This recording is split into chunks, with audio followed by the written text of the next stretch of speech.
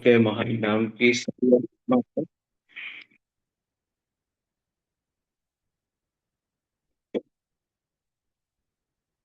परमेश्वर ने हमें फिर से अवसर दिया है। ये प्रभु की बहुत बड़ी दया है, प्रभु का अनुग्रह है। मैं प्रभु का धन्यवाद करता हूँ। आप सबों की प्रार्थनाओं के लिए मैं आपका भी आभारी हूँ। परमेश्वर कितने अद्भुत रीति से हमको इस दुनिया में रखते हैं। बड़े भय और भक्ति के साथ हमें अपना इस संसार का जीवन व्यतीत करना है। प्रभु हम सबकी सहायता करें। आज हम अ, विचार करने जा रहे हैं।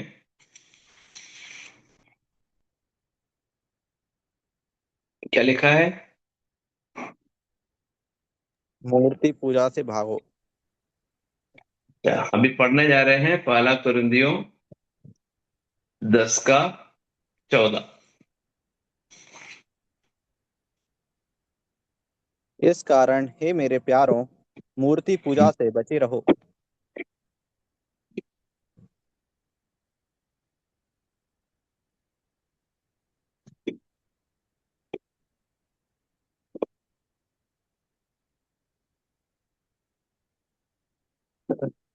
किस बात से भागना है या बचे रहना है?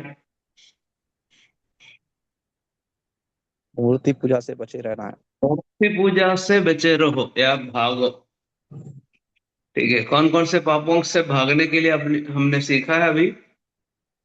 पहली बात क्या है? आंखों की अभिलाषा। मूर्ति पूजा से भागने के पहले आंखों की अभिलाषा, आंखों की अभिलाषा। और कुछ? शरीर की अभिलाषा, संसार से भागना है, और जीविका का घमंड। ओके, तो किसी और कोई इसमें और जोड़ सकते हैं? अभी दूसरा बेविचार, नंबर है मूर्ति बेविचार, पूजा से हैं। बेविचार से भागना है। हाँ, वेरी गुड, बहुत सही है। व्यभिचार से भागना है। ठीक है। और अब हम सीखने जा रहे हैं मूर्ति पूजा से भागना है। और एक पद और हम पढ़ेंगे। पहला यूहन्ना 5 का 21 पढ़ी। पहला यूहन्ना 5 का 21।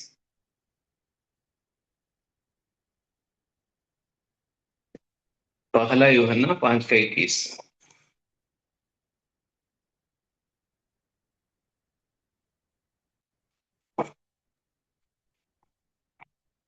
हे बालकों, अपने आप को मूर्तों से बचाए रखो।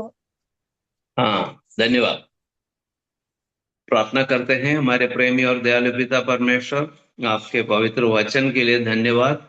आपके महान प्रेम के लिए धन्यवाद। ये जो संगति प्रभु ने दी है, उस संगति के लिए भी धन्यवाद। वचन समझने के लिए हमारी बुद्धि को खोलिए। हम सबको आपके बलवंत हाथ में समर्पित करते हैं। हमारे सारे पापों को क्षमा करके पवित्रता के साथ, अच्छे दिल के साथ वचन सुनने के लिए हमारी सहायता कीजिए। आदर महिमा आपको देते हैं। प्रार्थना उद्धार करते यीशु मसीह के नाम में मांगते हैं, आमीन। तो इन दोनों पदों से स्पष्ट रूप से बताया गया है, मूर्ति पूजा से बचे रहो या भागो। अच्छा, तो उसके बारे में हमें इसकी गंभीरता को समझना चाहिए। मूर्ति पूजा एक भयानक पाप है, बहुत बड़ा पाप है। क्योंकि परमेश्वर के वचन में हम पढ़ते हैं 10 आज्ञाएं। और 10 आज्ञाओं में क्या बताया गया है? पहली और दूसरी आज्ञा हम पढ़ते हैं निर्गमन की पुस्तक अध्याय 20 से। निर्गमन की पुस्तक निर्गमन की पुस्तक अध्याय 20, उसका 1 से 4 तक पढ़ी। तब परमेश्वर ने ये सब वचन कहे, मैं तेरा परमेश्वर यहोवा हूँ, जो तुझे दास्तब के घर अर्थात मिस्र देश से निकाल लाया है, तू मुझे छोड़ दूसरों को ईश्वर करके ना मानना। तू अपने लिए कोई मूर्ति खोद कर ना बनाना, ना किसी की प्रतिमा बनाना जो आकाश में या पृथ्वी पर या पृथ्वी के जल में है। हाँ, 5वां पद में पढ़िए। तू उनको दंडवत ना करना और ना उसकी उपासना करना, क्योंकि मैं तेरा परमेश्वर यहोवा जलन रखने वाला परमेश्वर हूँ, और जो मुझसे वैर रखते हैं उनके बेटों पोतों और परपोतों को भी पितरों का दंड दिया करता हूँ। हाँ, धन्यवाद। तो हम का क्या समझ में आता है यहाँ पे? यहाँ कौन बोल रहा है, क्या बोल रहा है? क्या, कौन बोल रहा है? परमेश्वर बोल रहा है। तो परमेश्वर यहाँ कहते हैं, मैं तेरा परमेश्वर यहोवा हूं। परमेश्वर से हमारा एक संबंध है, और वो जीवित संबंध है, जीवन संबंध है। यानी परमेश्वर के साथ मेरा और आपका एक संबंध है, और वो संबंध जीवित संबंध है, साथ साथ व्यक्तिगत संबंध है, व्यक्तिगत संबंध है, और एक अटूट संबंध है। और उस संबंध को समझना है। जिस किसी ने प्रभु यीशु मसीह पर विश्वास किया है, उनका परमेश्वर के साथ एक अटूट संबंध है।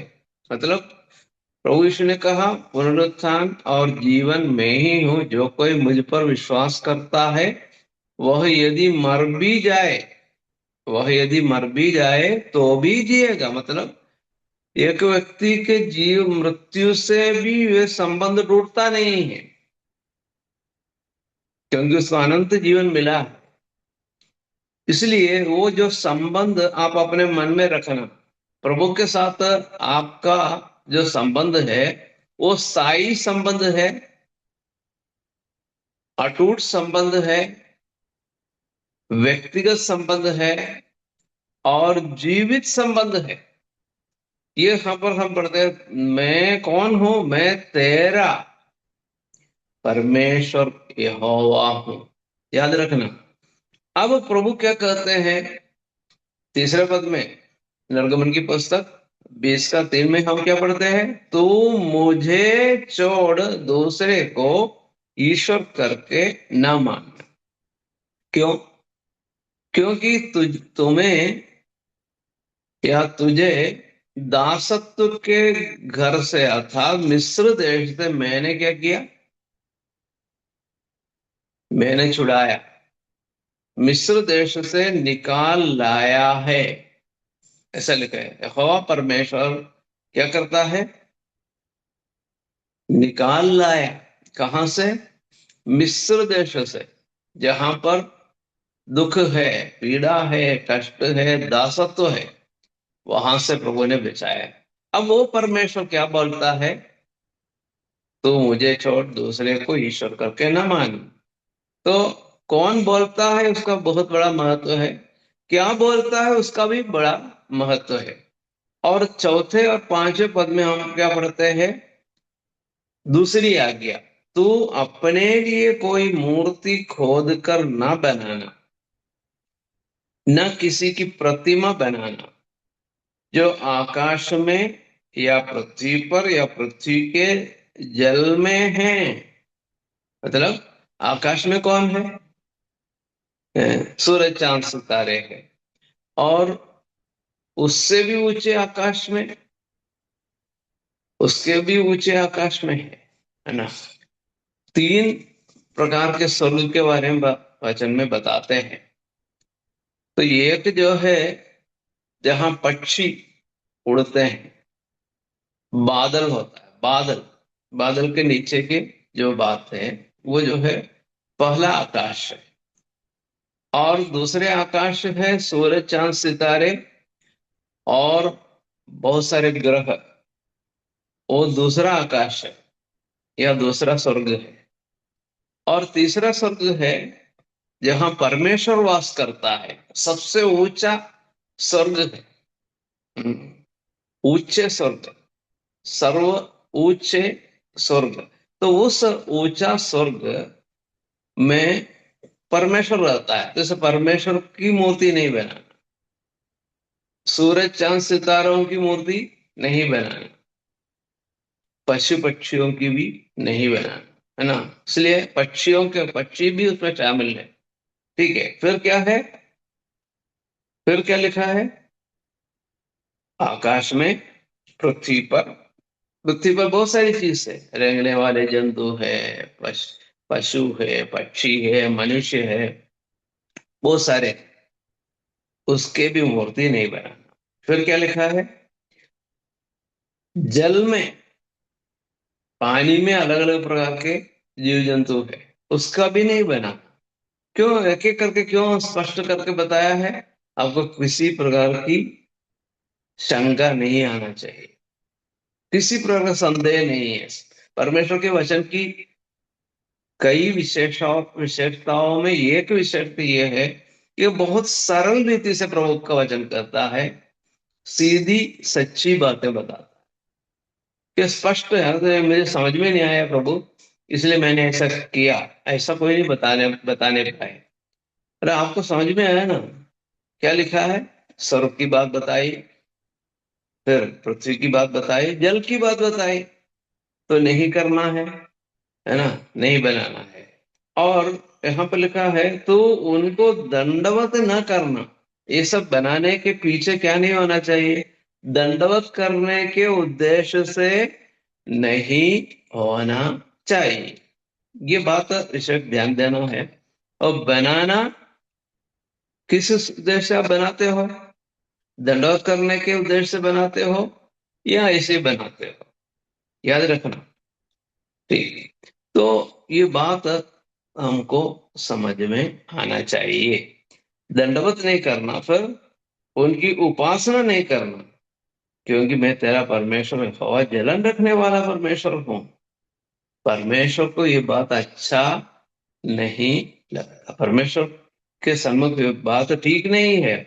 और जो मुझसे बैर रखते हैं, उनके बेटों, पोतों और परपोतों को भी पितरों का दंड दिया करता हूं। समस्या आपको समझ में आई, है ना। तो प्रभु जो है दंड देने वाला परमेश्वर है। साथ साथ याद रखना, छठवें पद में क्या बताया है, 20 का 6 में,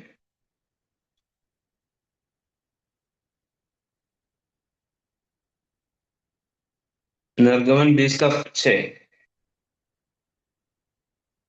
और जो मुझसे प्रेम रखते हैं और मेरी आज्ञाओं को मानते हैं, उन हजारों पर करुणा किया करता हूँ। करुणा किया करता हूं, परमेश्वर दंड जरूर देता है, लेकिन प्रभु करुणा भी करने वाला परमेश्वर है ना। कितने लोगों पर, हजारों पर, मतलब 1000 पीढ़ी तक प्रभु करुणा करने वाला है। याद रखना, प्रभु दंड देता है, करुणा भी करता है, दोनों बात है। दंड जरूर देगा, बोलना नहीं चाहिए, प्रभु दंड देने वाला है, पर साथ साथ ये भी याद रखना कि वो करुणा करने वाला भी है। दोनों बात समझना चाहिए। परमेश्वर करुणा करता है, क्यों करता है, क्षमा, क्षमा करने वाला परमेश्वर, ये बात आप मन में रख लीजिए। फिर हम देखने जा रहे हैं, ये जो मूर्ति पूजा कितना बड़ा पाप है, ठीक है, उसकी गंभीरता को थोड़ा समझ लें। अब हम पढ़ने जा रहे हैं निर्गमन की पुस्तक में, निर्गमन की पुस्तक 32 7 से 10 तक। निर्गमन 32 का 7 से 10 तक क्या लिखा है।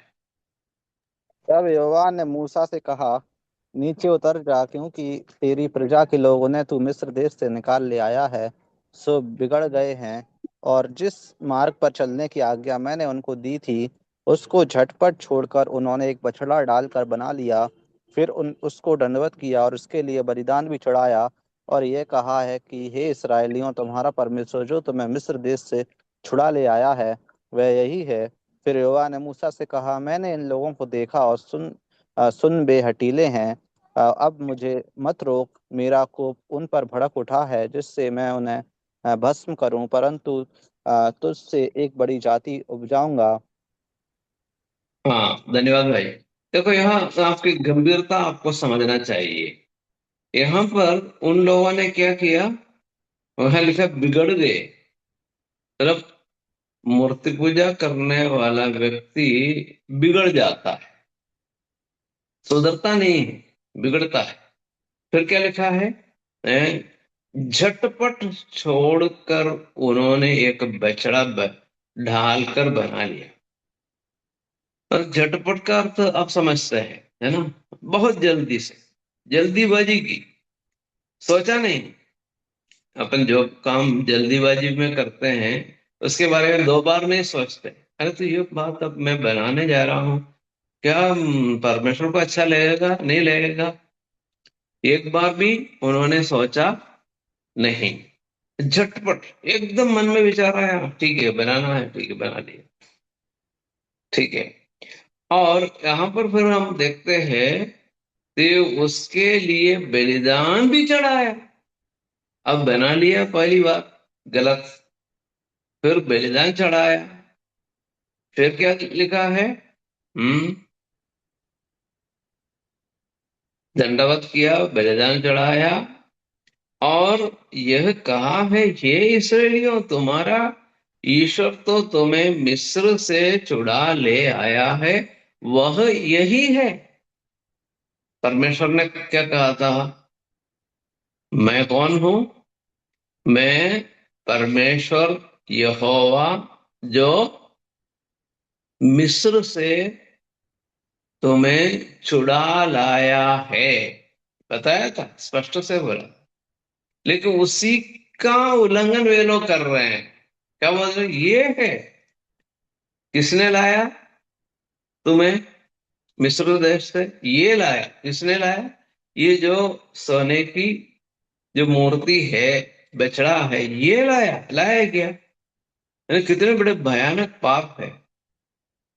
जीवित परमेश्वर, जिसके साथ तेरी एक व्यक्तिगत संबंध है, अटल संबंध है, अटूट संबंध है, इतना महान परमेश्वर की तुलना किससे की? एक बछड़े से, जिसमें जीवन नहीं है, जिससे कोई हमारा संबंध भी नहीं है। और क्या है परमेश्वर में, इस बछड़े में? और एक बहुत भारी अंतर है। क्या है? परमेश्वर सृष्टि करता है, ये जो बछड़ा सृष्टि है। समझ में आया? कारीगर की कल्पना और कारीगरी से वो बनाया गया है। देखो, आप बताइए, जो आप बनाते हैं आपसे छोटे हैं, आपसे बड़े हैं? जो आप बनाते हो आपसे छोटे हैं, बड़े हैं? छोटे हैं, छोटे यस, छोटे, छोटे हैं वो, है ना? क्योंकि तो आपको जिसने बनाया है आपसे बड़े हैं या छोटे हैं? बड़े हैं। बहुत बड़े हैं, बहुत बड़े हैं। हमसे अब हाँ, बोलिए। तो क्या समझ में आया? देखो, ये जो अंतर समझना चाहिए, अंदर समझना चाहिए। और उदाहरण के लिए बहुत सरल उदाहरण बताना चाहता हूं। आपका अपना फोटो, आपका अपना फोटो या आपके माता पिता के फोटो, ठीक है, और आपके माता पिता जीवित है, उनके फोटो है, या आप जीवित है, आपके फोटो है। आप फोटो बड़ा है, आप बड़े हैं? हम बड़े। हम बड़े हैं ना, ठीक है। यस। तो हम एक फोटो के सामने भी झुकना जो है सही नहीं है, गलत है। क्योंकि आप उस फोटो से बड़े हैं, आप में जीवन है, आप बात करते हैं, आप देखते हैं, आप चलते हैं, कार्य करते हैं, बहुत कुछ करते हैं। तो आपको अभी समझ में आया। तो परमेश्वर की तुलना एक बछड़े से, और उस बछड़े से ही नहीं, बछड़े की मूर्ति है, तो क्या है, कितने मनुष्य जो है भारी गड्ढे में गिर गया। तो इसलिए बोलते हैं, अब दंड, आप सुनिए, दंड के बारे में सोचना है। 32 का 10 में क्या लिखा है, एक और बार पढ़ के सुनाइए, क्या दंड परमेश्वर ने सुनाया।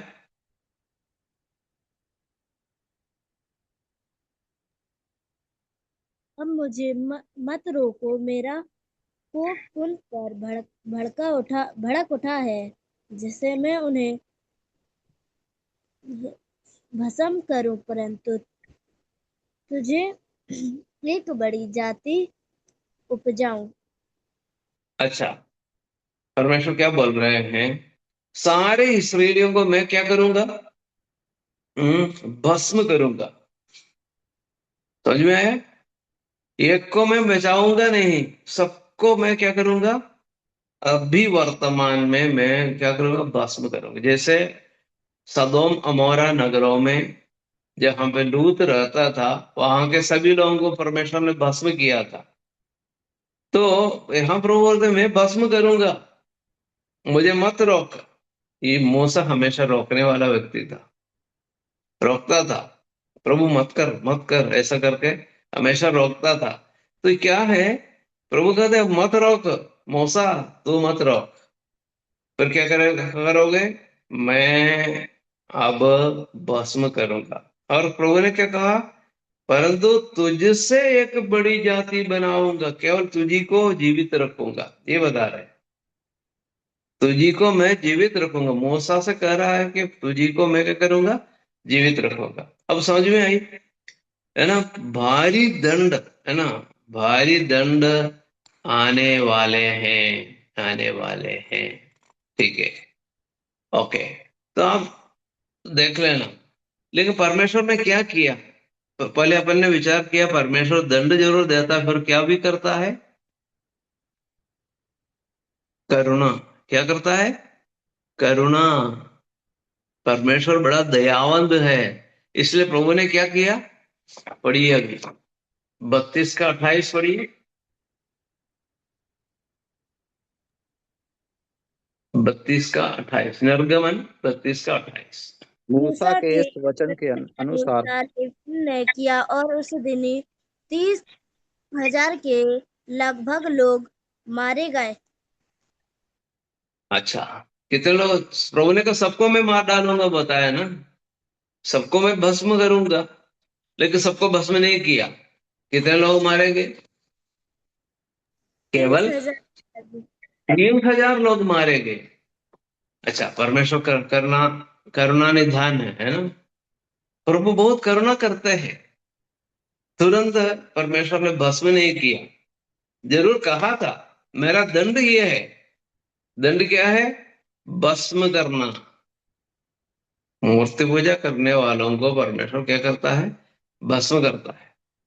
लेकिन परमेश्वर दयालु भी है, ये बात नहीं भूलना, दयालु है। अब वो समझ लो लगभग 20 लाख या 25 लाख लोग हैं, जीवित है वहां पे, मतलब इसराइलियों के साथ 25 लाख लोग लगभग है, पति पत्नी बच्चे सब मिला के। पर परमेश्वर ने कितने लोगों को, हैं, 30,000। समझ लो कि 1% है ना, 30 लाख का, 1% भी नहीं है, उससे भी कम। तो प्रभु ने क्या किया, बहुत ही कम लोगों को मारा, और तलवार से मारे गए ऐसा हम पढ़ते हैं। ठीक है, और 32 का 30 पढ़िए, 32 का 30 पढ़िए, क्या लिखा है वहां पर। दूसरे दिन मूसा ने लोगों से कहा, तुमने बड़े ही पाप किए हैं। अब मैं यहोवा के पास चढ़ जाऊंगा। संभव है कि मैं तुम्हारे पाप का प्रायश्चित कर सकूंगा। हाँ, तो यहां पर हम क्या पढ़ते हैं, क्या समझ में आया, यहाँ क्या शब्द है? बड़ा ही पाप। बड़ा पाप ऐसा नहीं, बड़ा ही पाप का मतलब है बहुत बड़ा पाप है ना, बहुत बड़ा पाप है। तो परमेश्वर के सन्मुख बहुत बड़ा पाप है। यहाँ पे क्या लिखा है?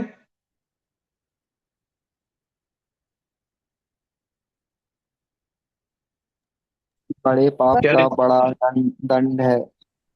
हाँ, बड़े पाप का बड़ा दंड है ना।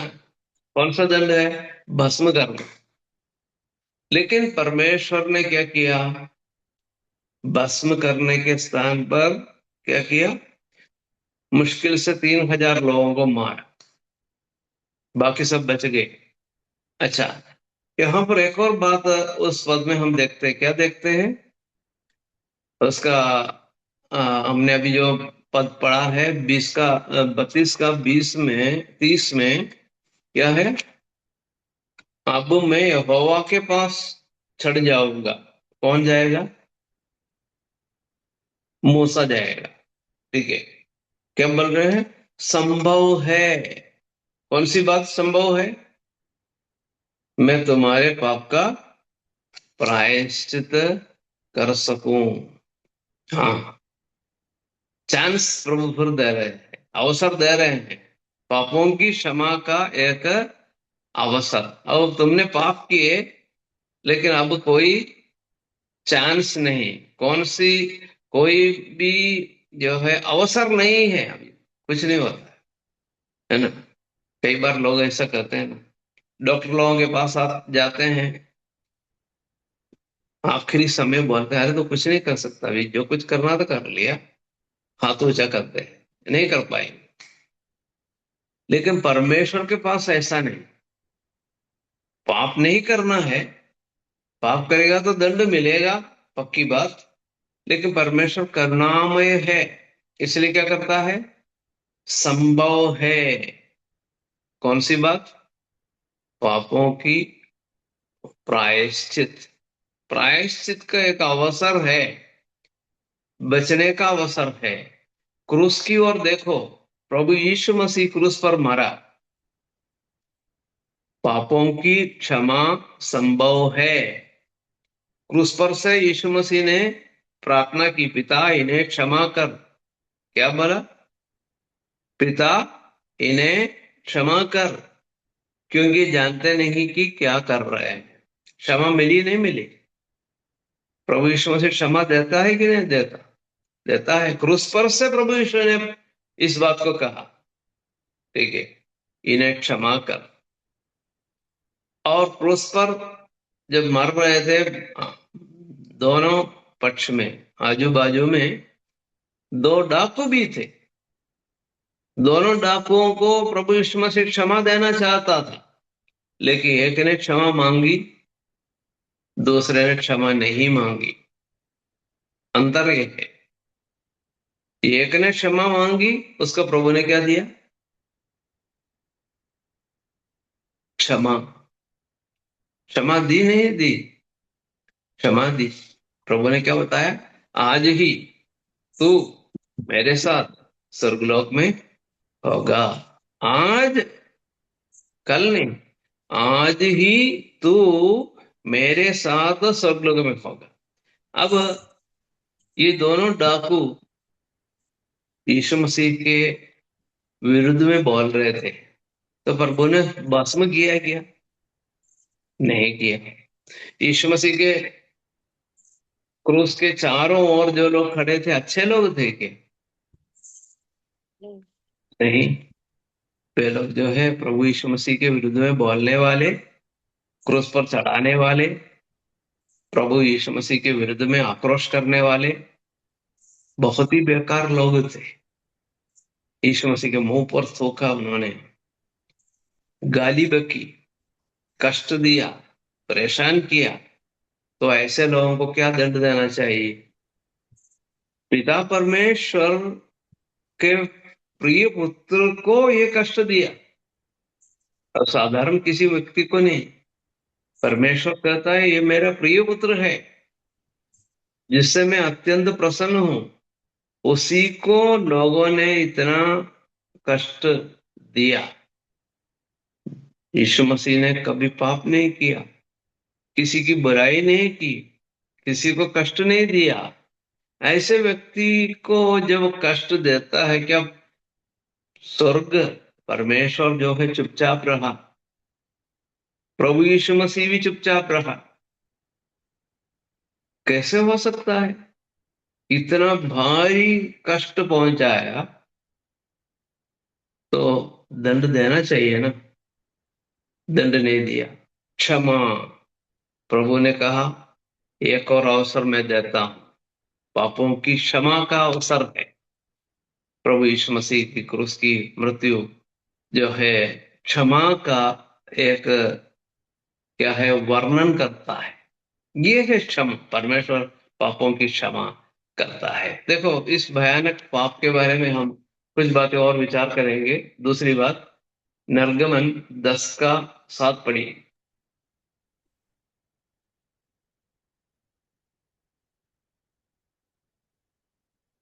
तब फिरौन के कर्मचारी उससे कहने लगे, वह जन कब तक हमारे लिए फंदा बना रहेगा? उन मनुष्यों को जाने दे कि वे अपने परमेश्वर यहोवा की उपासना करें। क्या तू अब तक नहीं जानता कि सारा मिस्र नाश हो गया? हाँ, सारा क्या हो गया? नष्ट हो गया। मिस्र नष्ट हो गया। क्यों नष्ट हो गया? हाँ, क्यों नष्ट हो गया? आपको मालूम है? यहां पर बताता है निर्गमन 10:7 में, उन मनुष्यों को जाने दे कि वे अपने परमेश्वर हवा की उपासना करें। पहले से बोल रहा था, मूसा बोल रहा था, नहीं हमारे परमेश्वर के लोगों को जाने दे कि जाके उपासना करे, जाके आराधना करे, जाके सेवा करे। 10 बार मूसा ने और हारून ने फिरौन से कहा था, मान लिया क्या? नहीं माना। इसलिए क्या हो गया?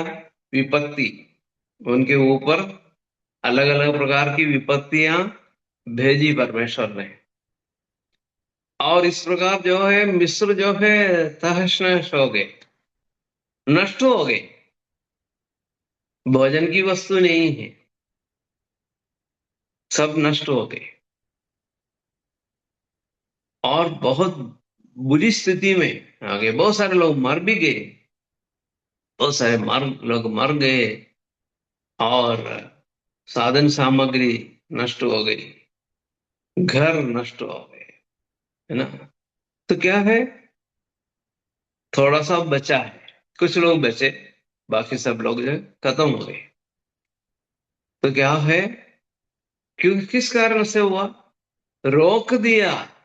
सच्चे जीवते परमेश्वर की आराधना करने के लिए जाने वाले लोगों को क्या कर दिया? रोक दिया। ये है उनका पाप। उसके कारण क्या हो गया? नष्ट हो गए। तो इसलिए मतलब यह है, कोई व्यक्ति किसी व्यक्ति को आराधना करने के लिए जो जाता है, उसको रोकता है, उसको भी दंड मिलेगा। आराधना, प्रभु की आराधना करना, उपासना करने की अनुमति परमेश्वर ने सबको दी है, लेकिन कुछ लोग रोकते हैं, मत जाओ, है ना? तो क्या है, उनको भी दंड मिलेगा।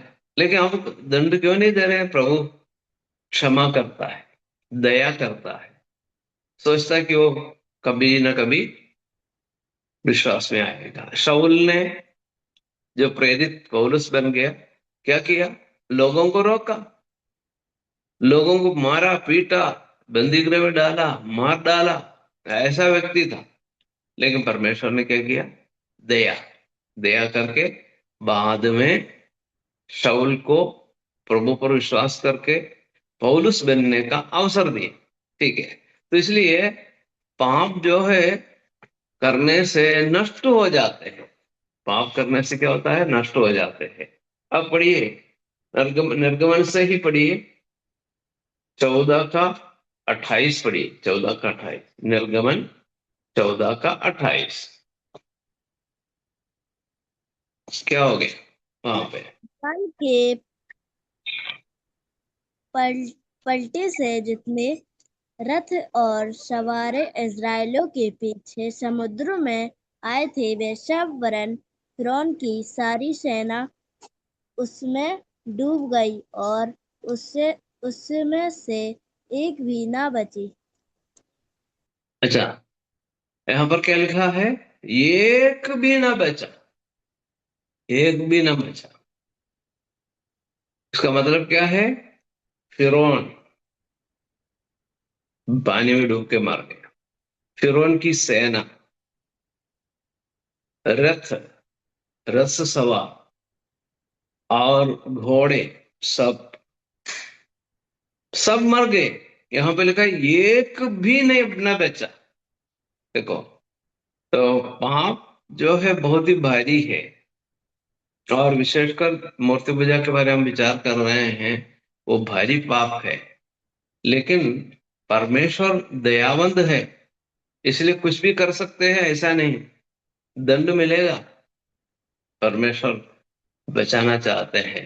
ठीक है, अब हम तीसरी बात देखने जा रहे हैं। इस संबंध में तीसरा उदाहरण है राजाओं की पुस्तक 17 का 21 से 23 तक पढ़िए। राजाओं की पुस्तक 17 का 21 से 23 तक। पहला राजाओं का जी के दूसरा?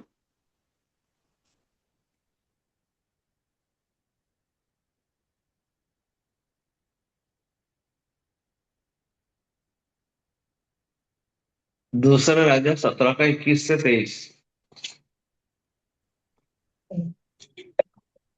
जब उसने इज़राइल को दाऊद के घराने के हाथ से छीन लिया, तो उसने नाबात के पुत्र योराबाम को अपना राजा बनाया, और योराबाम ने इज़राइल को यहोवा के पीछे रहने से दूर खींचकर उससे बड़ा पाप करवाया। अतः जैसे पाप योराबाम ने किए थे, वैसे ही पाप इज़राइली भी करते रहे और उनसे अलग न हुए। अंत में यहोवा ने इज़राइली को अपने सामने से कर दिया, जैसा कि उसने अपने सब दास भविष्यवक्ताओं के द्वारा कहा था। इस प्रकार इज़राइली अपने देश से निकलकर अश्शूर को पहुंचाया गया, जहां वो आज के दिन तक रहते हैं। अच्छा, देखो ये जो पाप जो है, कितना बड़ा पाप है। किसने कराया? यारोबाम। यारोबाम एक राजा था, इसराइल का राजा था, जिसने क्या किया? वहां उन्होंने दो मूर्तियां बनाई, एक दान में एक बेतेल में, अलग अलग जगह में रखा, और कहा कि उसकी आराधना करना चाहिए। तो क्या हो गया?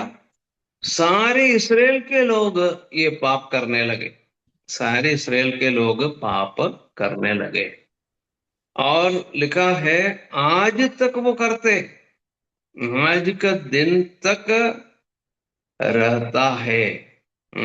यहाँ पर लिखा है, उसका 22 पद के आखिरी पंक्ति में लिखा है, वैसे ही पाप इस्राएली भी करते रहे और उनसे अलग न हुए। अच्छा, कुछ समय के बाद सोचा कि हाँ ठीक है, इससे अपन ये बेकार चीज से नहीं करना चाहिए, ऐसा नहीं सोचा। मेरे प्रियो, पाप जो है पहले जो है आपके जीवन में एक मेहमान के समान आता है। अदन वाटिका में पाप लेकर एक व्यक्ति आया, सांप या इबलीस या शैतान आया, एक मेहमान की तरह आया। लेकिन वो मेहमान जो है क्या हो गया? वो राजा बन गए, प्रभुता करने वाला बन गया। कौन? शैतान। तो पाप हमेशा ऐसा होता है, शुरू जो है करते हैं छोटा सा पाप, है ना। पहले मान लीजिए एक बच्चा 1 रुपया चुराता है, तो उसको उस समय मना करना चाहिए, समझाना चाहिए। ठीक है, 1 रुपया उसने आ तो 1 रुपया है, कोई बात नहीं है। यदि आप सोचे तो बाद में वो 10 रुपये चुरा ले, आप उस समय भी आंख बंद कर देते हैं, अरे बच्चा है, कोई बात नहीं। तो 10 से फिर वो 100 रुपये मांग जो है क्या करेगा, चोरी करेगा। तो आगे चल के जो है 100, फिर 1000, फिर 10,000, इस प्रकार जो है वो चोरी करता रहेगा। वो जो है आखिरी में जो है ज्यादा वो चोरी करता है तो पकड़ा जाता है। तो 1 रुपये जब उसने चोरी की, उस समय यदि उसको मना करता और समझा देता कि बेटा ये गलत काम है, वो फिर क्या है, नहीं होगा, 10 रुपया नहीं लेता, है ना। तो ये जो बात हमको समझना चाहिए, पाप जो है हल्की मत समझो, पाप पाप होता है, उससे कोई फायदा तो है ही नहीं। तो इसलिए यहां पर क्या हो गया, इसराइलियों ने क्या किया, पाप किया। तो कहां चला गया, इसराइल से वो लोग, क्या लिखा है, अशूर देश में चले गए। हम्म, अशूर देश में चले गए, अशूर देश में चले गए, फिर वापस नहीं आए, फिर वापस नहीं आए, बंधुआ में बंधुआई में चले गए। मतलब अशूर का राजा आकर उनको क्या कर दिया, बांध कर ले गए, फिर वापस नहीं आए। तो इस प्रकार इसराइल परदेश में जाके नष्ट हो गए। देखो याद रखना, है ना, यहां पर लिखा है, जहां वह आज के दिन तक रहता है, लिखा है। तो पाप करने के कारण जो है कहां चले जाते हैं, बंधुआई में चले जाते हैं। आप सोच रहे हैं वहां आराम से वे लोग रहे, बंधुआई में चले गए, आराम से रहे, ऐसा अर्थ है क्या, नहीं। वहां जाके वे लोग जो है कितनी बुरी स्थिति में रहे होंगे, है ना। तो उस बात को आप पढ़ेंगे तो आपको और समझ में आएगा। एक उदाहरण और देख लीजिए, पहला राजाओं की पुस्तक 25 का 29 और 30 पढ़िए, कोई भी भाई पढ़िए जोर से। पहला राजाओं की पुस्तक 15 का 29 और 30 पढ़िए।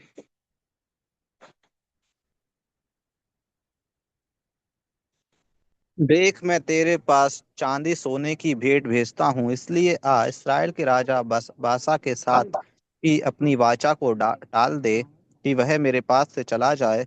राजा आसा की यह बात मानकर बेन हदद ने अपने दलों के प्रधानों में इसराइली नगरों पर चढ़ाई करवाकर इयोन, दान, अबेल-बेतमाका और समस्त किन्नेरेत और नेप्ताली के समस्त देश को पूरा जीत लिया।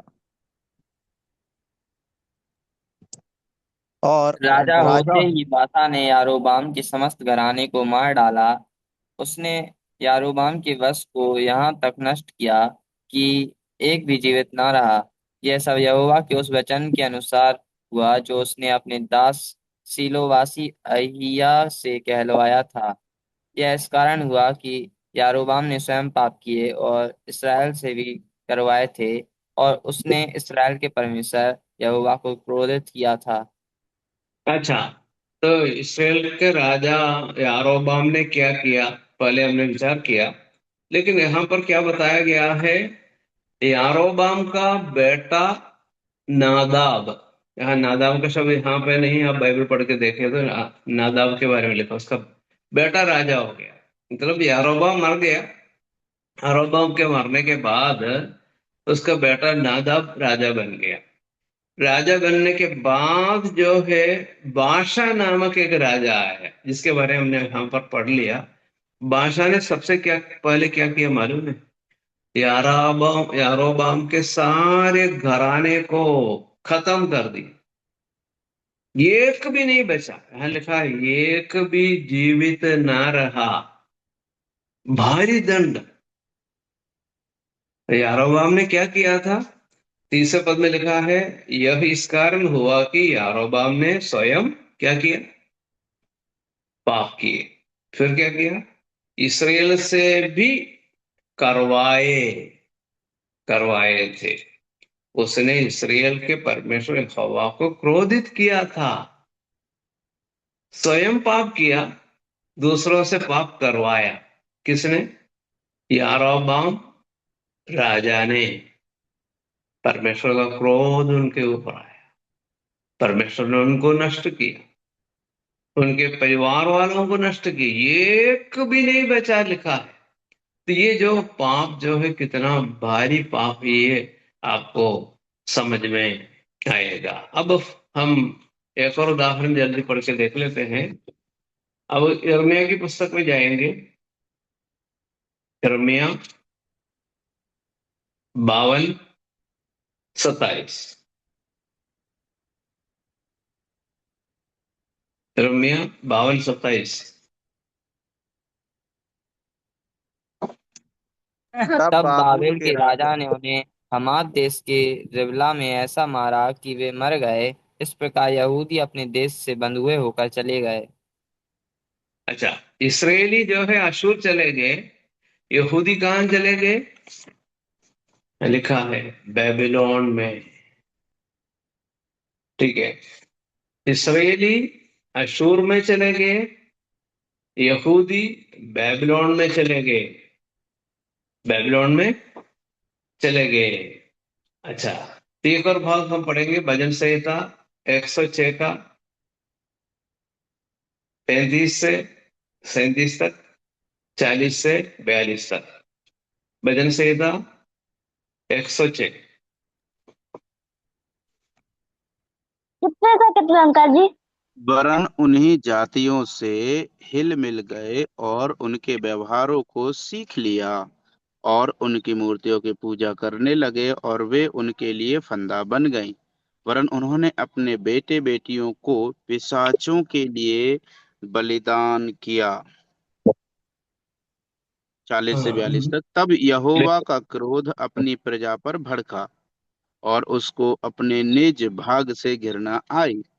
तब उसने उनको अन्यजातियों के वश में कर दिया और उनके वैरियों ने उन पर प्रभुता की।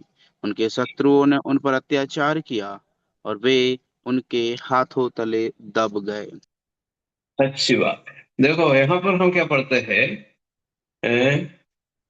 जातियों से हिल मिल गए और उनके व्यवहारों को सीख लिया, उनकी मूर्तियों की पूजा करने लगे, वे उनके लिए फंदा बन गई, फंदा बन गई।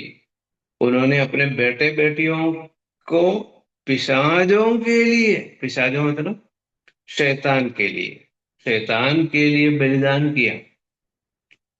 तो क्या हो गया? हाँ, सब अच्छा हो गया, ऐसा लिखा है क्या? नहीं।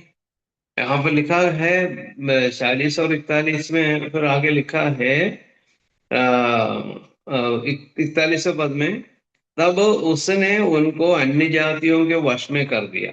जैसे हमने विचार किया, इसराइली लोग कहाँ चले गए? अशूर में चले गए। यहूदी लोग कहाँ चले गए? बेबीलोन में चले गए। दोनों जो है बंधुआई में चले गए, उनको पकड़ के ले गए। ठीक है, फिर 42वें पद में लिखा है, उनके शत्रुओं ने उन पर अंधेर किया या अत्याचार किया। फिर क्या लिखा है? और वे उनके हाथ तले दब गए, हाथ तले दब गए, उठ नहीं पा रहे हैं, दबे हुए हैं, दबे हुए हैं। है ना? प्रभु यीशु ने कहा कि सब परिश्रम करने वाले और बोझ से दबे हुए लोगों, मेरे पास आओ, मैं तुम्हें विश्राम दूंगा। तो दबे हुए, तो हम सब लोग जो है, जिन्होंने प्रभु पर विश्वास किया, आप सब जानते हैं, शैतान से हम दबे हुए थे। पाप इतना भारी था, पाप से हम दबे दबे हुए थे, लेकिन प्रभु यीशु ने क्या किया? छुड़ा लिया। तो इसलिए याद रखना है कि पाप जो है आपको स्वतंत्र नहीं करेगा, दबा के रखेगी, आप दब जाएंगे, प्रभु का क्रोध आपके ऊपर रहेगा। और इसलिए सावधान रहना है। सावधानी की कुछ बातें हम देखते हैं। इस पाप से इस पाप से हम कैसे बच सकते हैं। निर्गमन 23 का 13 पढ़िए। निर्गमन 23 का 13। और जो कुछ मैंने तुमसे कहा है उसमें सावधान रहना, और दूसरे देवताओं के नाम की चर्चा ना करना, वरन वे तुम्हारे मुंह से सुनाई भी ना दे। अच्छा, वहां पर दो बात बताई गई है। दूसरे देवताओं की चर्चा नहीं करना, उसके बारे में कोई चर्चा नहीं करना है। फिर तुम्हारे मुंह से उसका नाम की सुनाई भी नहीं देना चाहिए। देखो, हम अक्सर, आप सबको मालूम है, लोग जो है अभिवादन करते हैं। जिनको इंग्लिश थोड़ा मालूम है, गुड मॉर्निंग गुड इवनिंग वगैरह बोलते हैं। और साधारण तौर पे लोग नमस्कार कहते हैं या नमस्ते कहते हैं। और कुछ लोग जो है किसी देवता का नाम लेते हैं, किसी देवता का नाम लेते हैं गलती से। कभी हमारे मुंह से भी गलत शब्द किसी देवता का नाम हमारे मुंह से भी निकलता है। नहीं निकलना चाहिए, ध्यान देना चाहिए। जब वो अपने देवता के नाम लेते हैं, हमें नहीं लेना चाहिए, क्योंकि हमको उनसे कोई संबंध नहीं है, हमें जीवित परमेश्वर से संबंध है। अब उसके लिए क्या उपाय है व्यावहारिक रूप से? मैं क्या करता हूं, एडवांस में नमस्कार बोलता हूं, नमस्कार या नमस्ते। यदि लगता है कि सामने वाला जो है उनके देवता का नाम लेकर जो है अभिवादन करेगा, तो पहले से अपन उसको बोल, भाई साहब नमस्ते, भाई साहब नमस्कार, पहले से बोल दिया तो फिर कोई बात नहीं। ठीक है। तो नहीं तो गुड मॉर्निंग, चलो यदि गुड मॉर्निंग समझने वाले हो गुड मॉर्निंग बोल सकते हैं या गुड गुड इवनिंग बोल सकते हैं। तो पहले आप बोलो, तो फिर वो कुछ भी बोले तो भी अपन को फर्क नहीं पड़ता है। तो हमारे मुंह से वो शब्द नहीं निकलना चाहिए, वो ध्यान देने की पहली बात है। ठीक है। अच्छा, दूसरी बात जो है, क्या लिखा है प्रेरितों के काम 15 का 20 में? क्या लिखा है?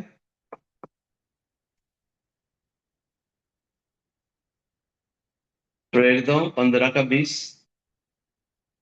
परंतु उन्हें लिख भेजे कि वे मूर्तों और अशुद्धताओं और व्यभिचार और गला घोटे हुए के मांस से और लहू से परे रहें। अच्छा, तो दूर रहना है, परे रहना है। तो किससे दूर रहना है? यहां पर विशेष लिखा है मूर्तों से। हम्म, साफ लिखा है कि उससे हमें क्या करना चाहिए? दूर रहना चाहिए। अच्छा, दूर रह, उस पद का सही अर्थ आगे 29वें पद में बताया गया है, वो भी अपन पढ़ के देख लेते हैं। 15 का 29।